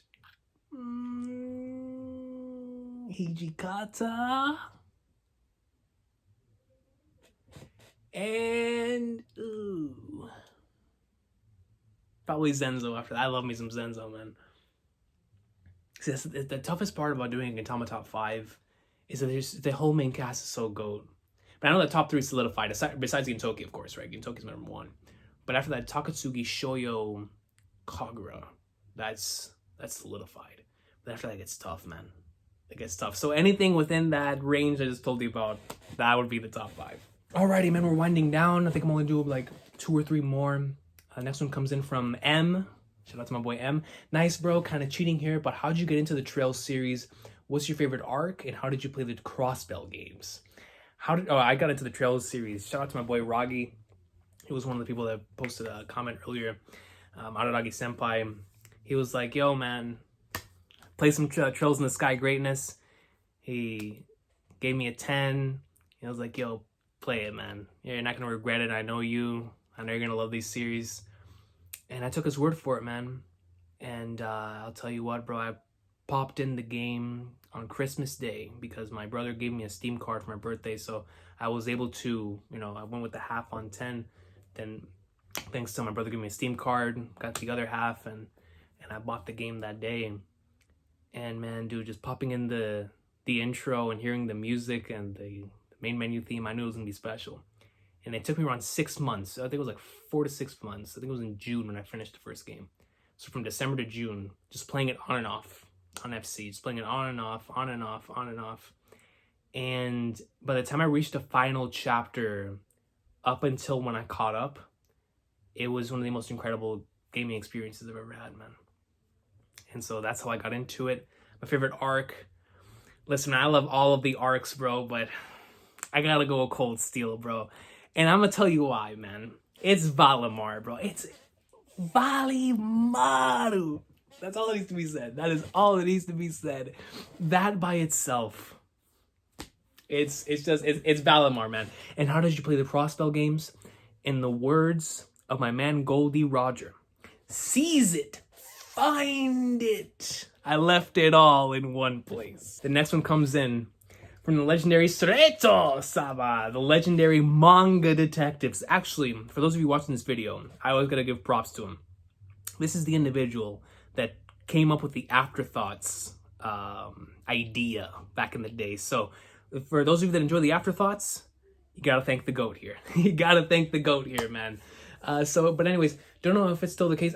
Actually, before I read this, there's going to be a major question in here. I can already tell. Don't know if it's still the case, but if you are still writing the story you were talking about years ago, could you share some info, setting, theme, etc.? Or since you got accepted back to school, do you plan to hone your writing skill and change something? Actually, that's exactly what I'm doing. When I started off the draft I'm currently on, I realized that I've felt this way for a while, but this year in particular, I felt the most closest I ever have. I just felt like I was missing something. Right? I was missing something. There's something that still doesn't feel right. So it's like, I gotta go to school, hone my skills, hone my craft, and find others that I can form some sort of writing group with so that I can see where a couple other individuals are. Because I just want to talk to people about this, right?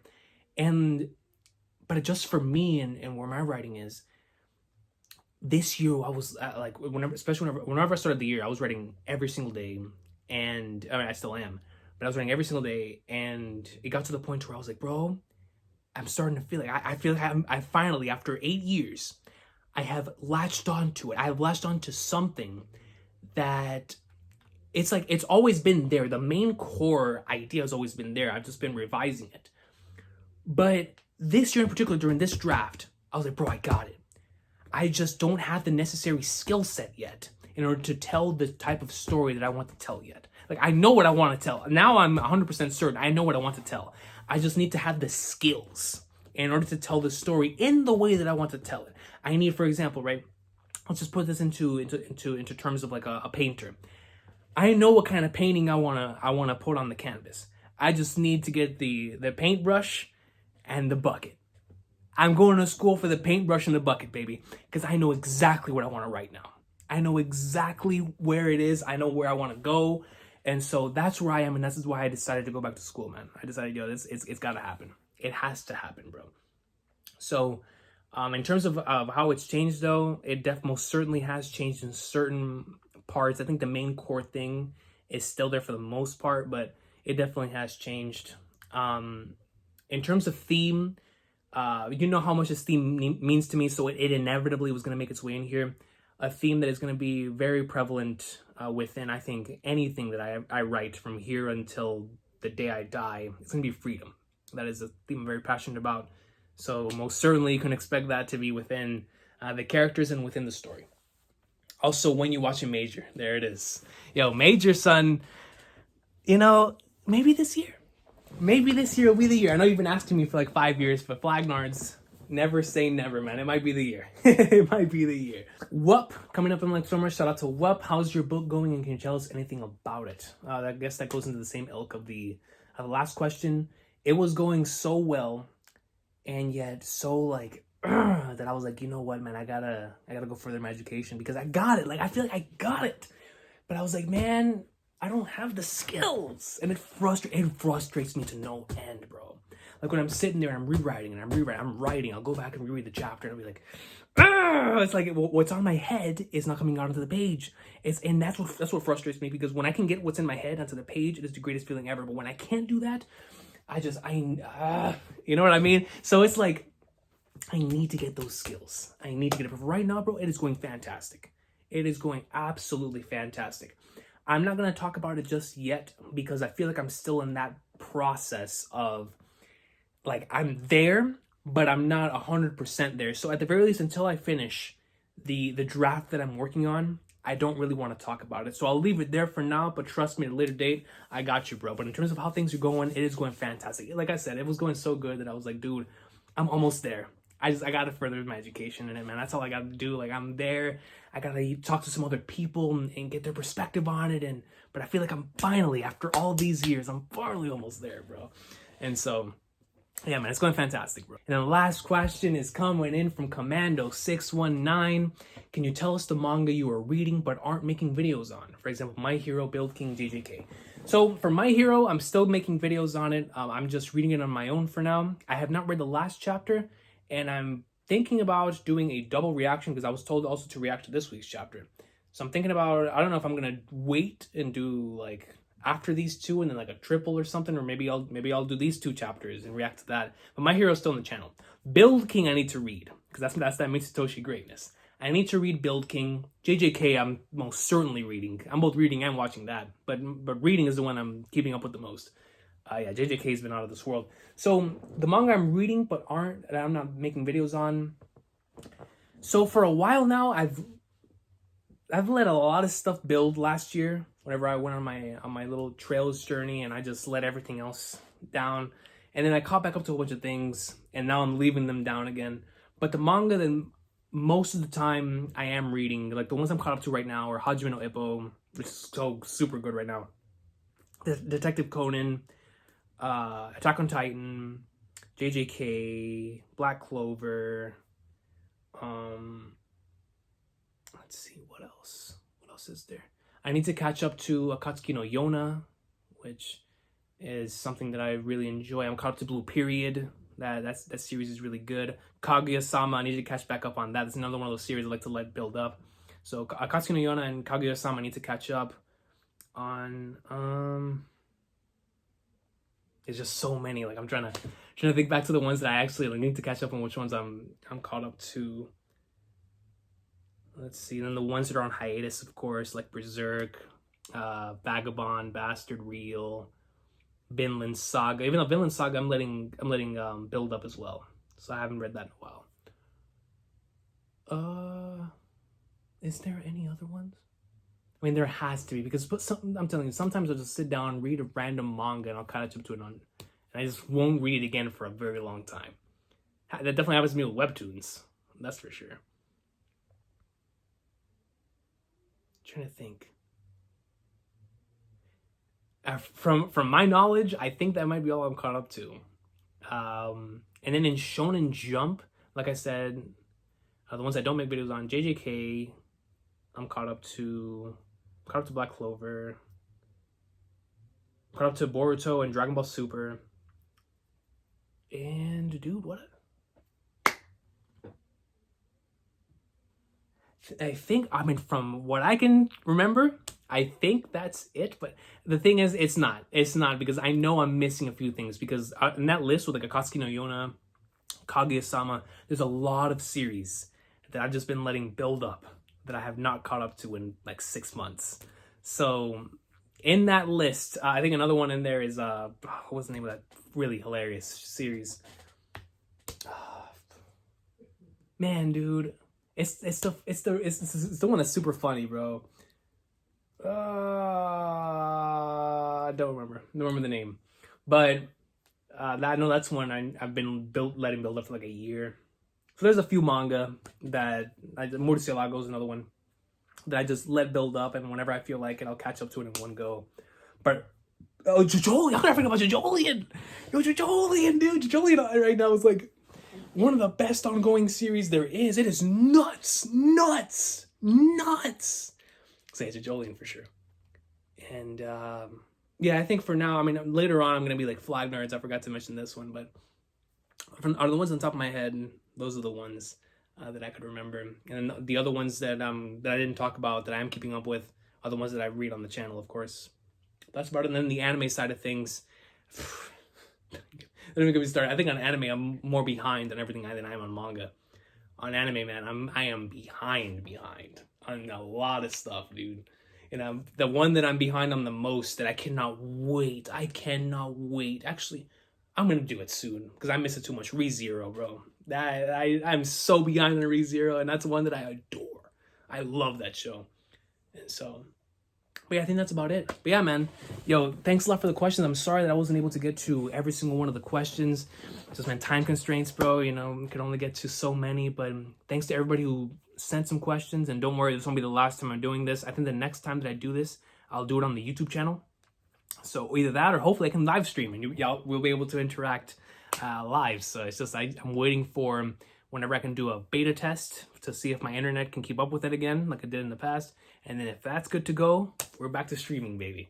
So hopefully the next time I do this, it'll be a live stream and not just, you know, collecting questions and putting them on here. But I like doing it like this sometimes too, because I know there's a lot of people, especially because of where I live and the time zones. A lot of people can't make it to certain streams, and I understand that. So that's why I like to do this, so everybody can get involved and whatnot. But yeah, man, thanks so much for the questions. Thank you so much for watching this video. I don't know how long it is, but we've been talking for a while, bro. So I'll see y'all next time, everybody. It's an awesome day. Take care. Look forward to seeing y'all in the comments.